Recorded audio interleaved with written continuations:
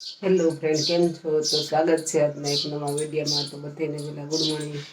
તો જો આજે છે ને ગણેશ ચતુર્થી એટલે કે ચૈત્ર મહિનાની મોટી ચોથ. તો અમારે આજે બનાવવાના છે લાડુ. તો અમારે લાડુ બનાવવા માટે હું અત્યારમાં તો તૈયારીમાં લાગી ગઈ છે. તો એના માટે મેં રાખીનો લાડવાનો લોટ લઈ લીધો છે. તો હવે આપણે એમાં તેલનો મોણ નાખી અને લાડવાની પ્રોસેસ કરશું. તો આપણે એમાં તેલ નાખી દઈશું અને પછી મોણ દઈ દઈશું. તો આપણે આ રીતના બધું ભાખરીનો લોટ મોણ દઈ દીધો છે. ને ભાખરી થાય અને લાડવા થાય એ રીતના દઈ દીધું એટલે બેમાં હાલે. તો આજે છે ચૈત્ર મહિનાની મોટી ચોથ અને આપણે ઘઉં પણ નવા લઈ લીધા હતા એટલે બેથી આપણે આજે બનાવવાના હતા લાડુ.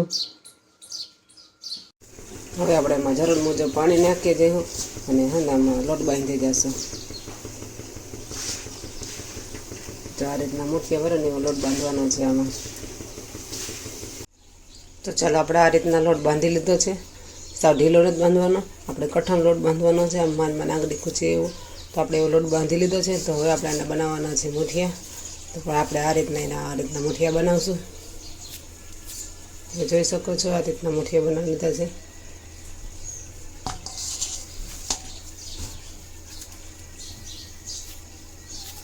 આપણે આ રીતના મુઠિયા બનાવી લીધા છે. બધા લોટના આપણે એ રીતના મુઠિયા બનાવી લેવાના છે. ચાલો મિત્રો, તો આજે છે ને ગણેશ ચતુર્થી છે, ચૈત્ર મહિનાની ચોથ એટલે કે મોટી ચોથ કહેવાય. એના નિમિત્તે અમારે જો આજે નવા ઘઉં તો એ નવા ઘઉં અને ચોથના હિસાબે અમારે જો આજે લાડવા બનાવવાના હતા. એના માટે આપણે મુઠિયા બનાવી અને આ રીતના એને તળી લીધા છે. તો હવે આપણે લાડવા બનાવવાના. તો આગળની પ્રશ્ન જોજો ને મારા આ વિડીયોમાં તમે આગળ જોડાયેલા રહેજો. તો આજે અમે કઈ રીતના ગણેશ ચતુર્થીના લાડવા બનાવીએ તે તમારી જોડે શેર કરીએ છીએ. તો ચાલો, જો આપણે બધા ને મુઠિયા તરાઈ ગયા છે. તો હવે આપણે મુઠિયા ઠંડા કરવા માટે રાખી દઈએ. ઠંડા થઈ જાય પછી આપણે એને મિક્સરમાં ભૂકો કરવાનો છે. ચાલો, તો આપણે મુઠિયા છે ને ઠંડા થઈ ગયા છે. બે અલગ અલગ વાસણમાં નાખ્યા એટલે વહેલા ઠરી જાય.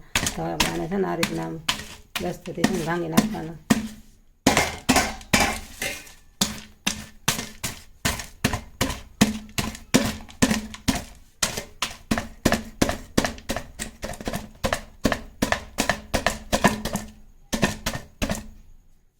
આ રીતના ભૂકો થઈ ગયા. હવે આપણે આમને મિક્સર જારમાં નાખી દઈશું.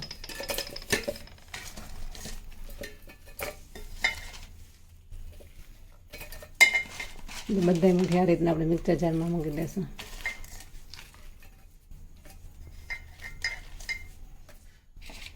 ઢાંકણ બંધ કરી દઈશું. આપણે મિક્સરમાં મૂકવાનું છે.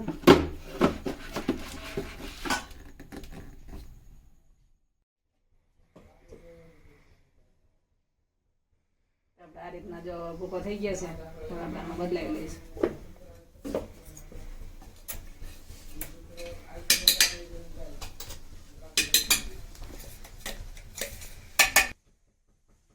ચાલો, તો આપણે આ રીતના બધું મુઠિયાનો ભૂકો કરી લીધો છે. તો હવે આપણે લેવાનો છે પાયો અને પાયો લઈને પછી આપણે આગળના લાડવા વારેને બતાવીશું. તો આપણે ગોળ ઘીનો પાયો લઈ અને આ રીતના જો આપણે બધું મિશ્રણ આમાં મેલ્ટ કરી દીધું છે. તો આપણે લાડવાનું મિશ્રણ બનીને તૈયાર થઈ ગયું છે. હવે આપણી પાસે છે લાડવાનું વારવાનું મોલ્ડ. તો આપણે આનાથી છે ને લાડવા વારી લેશું.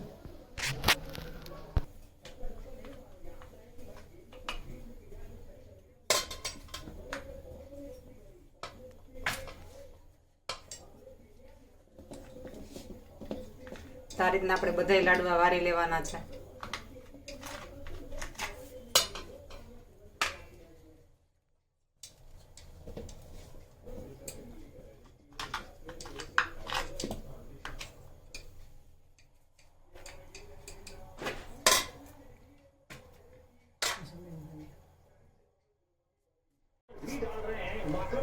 આપણે બધા લાડવા બનાવી લીધા અને હવે આપણે ગણપતિ બાપા આગળ ધરવાના છે.